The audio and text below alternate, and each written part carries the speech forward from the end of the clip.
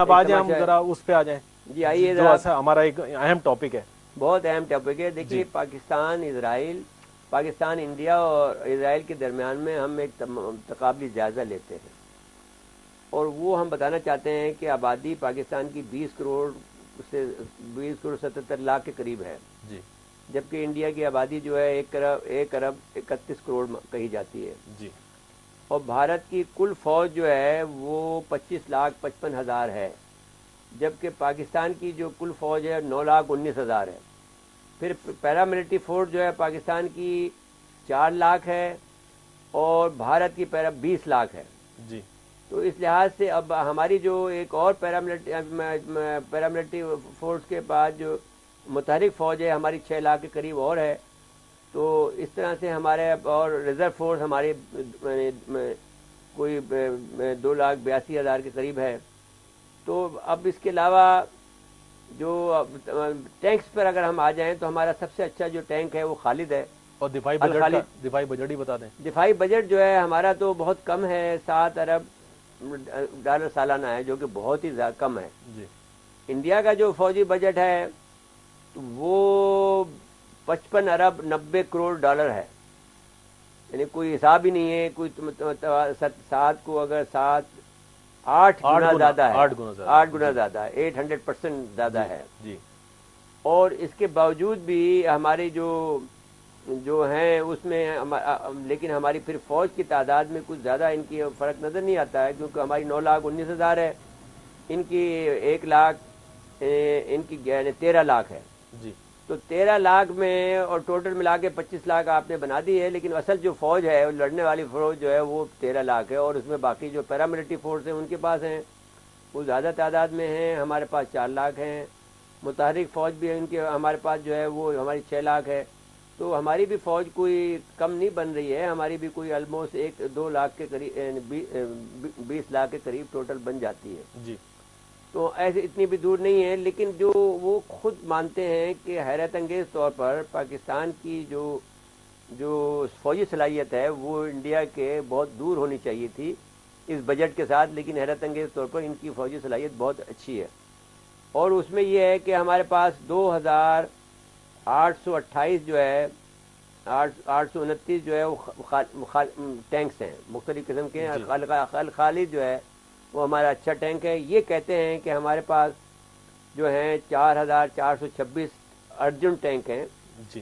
جو کہ ایک بقول ان کے کہ ہمارے الخالد سے سپیریئر ہیں. ہم سمجھتے نہیں ہیں، اس لیے کہ الخالد کو ہم نے A1 A2 کی یہ کاپی ہے جو کہ امریکہ کا بہترین ٹینک ہے، اور اس کے اندر بھی ہم نے اس میں ماڈیفیکیشن کر کے اس کو بہت اچھا کر دیا ہے. وہ کہتے ہیں وہ بھی 3rd جنریشن کا ہے ان کے پاس. 3rd جنریشن کا. تو پھر ہمارے پاس اگر 3rd جنریشن نہیں بھی ہے، ہم کلیم نہیں کرتے ہیں، تو وہ ہے 3rd جنریشن کا ہے.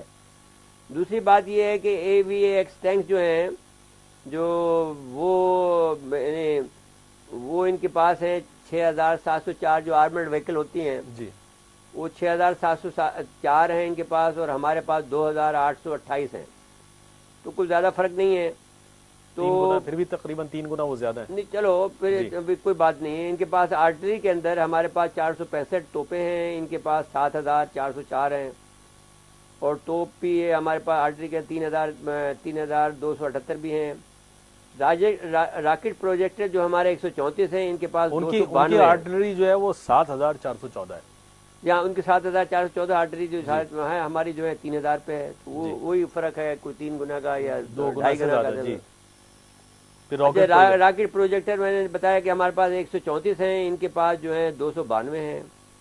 جنگی طیارے انہوں نے بتائے ہیں کہ 1,720 ان کے ہیں، جو کہ جس میں سخوئی ہے 30 اور میکیون یعنی مگ جو ہے 29 ہے. میراج ان کا جدید ہے 2000 کا. لیکن ہمارا میراج بھی ہمارے پاس بھی جہاں پر F-17 تھنڈر ہے، F-16 ہے، اور ساتھ ساتھ میں ہمارے پاس بھی میراج ہے. جی. جو ہمارا بیسک جو پلیٹ فارم ہے ایئر فورس کا وہ میراج ہی ہے، اور اس کو ہم نے جدید بنا لیا ہے جو انڈیا کو. اور F-16 جی F-16 اتنا بڑا جہاز نہیں ہے, F-16 سے بہتر ہمارے پاس F-17 ہے. JF thunder. ہاں لیکن اس کا وزن زیادہ ہے, لیکن اب اس کو سنگل جو کر کے جو ہے اس کی جو صلاحیت کو بہت ہم نے F-17 کو بہت جدید بنا لیا ہے. جی. این ممکن ہے کہ ہم یہ کلیم کر لیں کہ وہ جو ہے سخوئی 30 کے لیول پہ آ جائے, یا کسی لیول پہ اس لیول پہ آ جائے گا وہ, یا ان کا جو ہے جو فرانس کا ہے جو ان کا رفیل, جی. اس لیول پہ ہم لے آئیں. تو ابھی ہم یہ کلیم نہیں کرتے ہیں. جی. پھر ان کے پاس جو جیسے میں نے کہا کہ جنگی طیارے اتنے ہیں, اور لڑاکا ان کے پاس جو ہیلی کاپٹر ہیں وہ 39 ہیں ہمارے پاس. ان کے پاس تیاری کے مراحل میں, جبکہ ہاں, ہمارے پاس 316 ہیں آلریڈی وائپرس ہیں, اور لڑاکا ہیلی کاپٹر 52 ہیں. تو ان کی جو بحری فوج ہے وہ 66,109 ہے. جی. جبکہ ہماری صرف 30,700 ہے. ہمارے پاس فریگیٹ جو ہیں 10 ہیں, ان کے پاس 14 ہیں, کوئی زیادہ فرق نہیں ہے. فریگیٹ ہم خود بھی بنا رہے ہیں. ان کے پاس آبدوزیں 15 ہیں, ہمارے پاس آبدوزیں 8 ہیں. لیکن آپ کو معلوم ہے کہ 8 آبدوزوں میں اگسٹا بھی ہمارے پاس ہے, اور دوسری آبدوزیں بھی ہیں, اور 8 ہماری بن رہی ہیں. ان کے پاس جو پیٹرول ایئر کرافٹ ہیں جو کہ اس کی سرحدوں کی نگہبانی کے لیے ہوتے ہیں, وہ 72 ہیں. ہمارے پاس 17 ہیں, لیکن ہمارے بن رہے ہیں آہستہ آہستہ, اور بھی بنتے چلے جا رہے ہیں. مائنس وارفیئر میں ہمارے پاس 3 ہیں, ان کے پاس نہیں ہے. نیوکلیر ڈیٹرنس میں ان کے پاس بھی آلموسٹ اتنا ہی ہے جتنا ہمارے بارے میں یہ اسرائیلی کہتے ہیں کہ 130 ہیں, ان کے پاس 120 کہتے ہیں. اب اگر آپ اسرائیل کی بات کرتے ہیں ایئر کرافٹ کیریئر, لیکن اس میں ان کو ایئر کرافٹ کیریئر کوئی ایسی بات نہیں ہے. ان کے پاس ہے, ہمارے پاس نہیں. ان کے پاس ایئر کرافٹ کیریئر بھی ہے, اور اس میں ان کے پاس 2 آبدوزیں ایسی ہیں جن کے پاس جو کہ وہ جو ایٹامک ایندھن سے چلتی ہیں. یہ ان کے پاس 2 برتریاں ہیں. لیکن ایئر کرافٹ کیریئر تو اگر آبدوز کے مقابلے میں کوئی حیثیت نہیں رکھتا, اس لیے کہ ہم نے جب ان کے پاس ایئر کرافٹ ایریئر تھا تو ہم نے اس کو جو ہے بمبے سے نکلنے نہیں دیا تھا. ہمارے پاس غازی آبدوز تھی, ایک تھی آبدوز تھی, اس نے ان کو باہر نہیں نکلنے دیا. تو اگر آپ تو ایئر کرافٹ حیثیت ایک آپ سمجھ لیجیے ایک سمندر پہ کنارے پڑی ہوئی مچھلی ہوگی, ویل جیسے پڑی ہوئی, جس میں آپ ایک بندوق کی گولی سے مار لیں اسے. وہ وکرم ان کا تھا نا, وکرم تھا, اس کو آپ نے بیکار کر دیا. جی. اسرائیل کے بارے میں ہم چھوڑ دیتے ہیں. اسرائیل کا آپ بتا دیں, اور ہم بتا دیتے ہیں کہ ان کی آبادی جو ہے کوئی 81,74,527 ہے. افرادی قوت ان کی 36 لاکھ ہے. ہماری جو افرادی قوت ہے 9,50 لاکھ ہے. مطلب جو کام کرنے والے لوگ ہیں. دفاعی بجٹ ان کا 15,50 کروڑ ڈالر ہے, جبکہ ہمارا دفاعی بجٹ وہی 17 ارب کا ہے. 7 ارب ڈالر تقریباً, 7 ارب سے کچھ زیادہ ہے. ہاں, تو ڈبل ہے ہمارے سے. جی. اور ان کے جو رن ویز ہیں, اس میں ذرا ایک بات, ہمیں رن ویز جو ہے وہ 47 ہیں, جبکہ ہمارے فضائی رن ویز جو ہیں وہ 151 ہیں. اور بڑی بندرگاہیں ہماری 2 ہیں. ان کی بندرگاہیں 4 ہیں ان کی ہیں. تو اور آبدوزیں ان کے پاس 6 ہیں, ہمارے پاس 8 ہیں. اچھا, ان کے پاس جو بہرحال اگر ہم نیوکلیر ڈیٹرنس پہ آ جائیں تو ان کے 80 سے 120 کے قریب ان کے پاس ایٹمی ہتھیار ہیں. پھر بھی وہ خوفزدہ. اچھا, اب سوال یہ ہے کہ اس میں ٹیکٹیکل وار ہیڈ جو ہمارے پاس ہے, جی, اس میں ہمیں سپیریورٹی حاصل ہے India per. Tactical war had جو ہے انڈیا کے پاس ہے نہیں, اور ہمارے پاس ہیں, اور وہ اس کی وجہ سے اسرائیل بھی خوفزدہ ہے. اور وہ بھی اسرائیلی یہ کہتے ہیں کہ پاکستان جو ہے جب سے اسرائیل کا اور انڈیا کے درمیان میں ہوا ہے, اس سے ساری دنیا میں بہت سخت ری ایکشن آیا ہے ان کے خلاف. اور وہ کلپ ہے ہمارے پاس, وہ جو ایک تجزیہ کار عقیل ایلڈر جو بیان کر رہے ہیں, ہاں, وہ الجزیرہ کے دکھا دیں, میں اس کا بیانیہ دے, الجزیرہ ٹی وی کے پروگرام میں.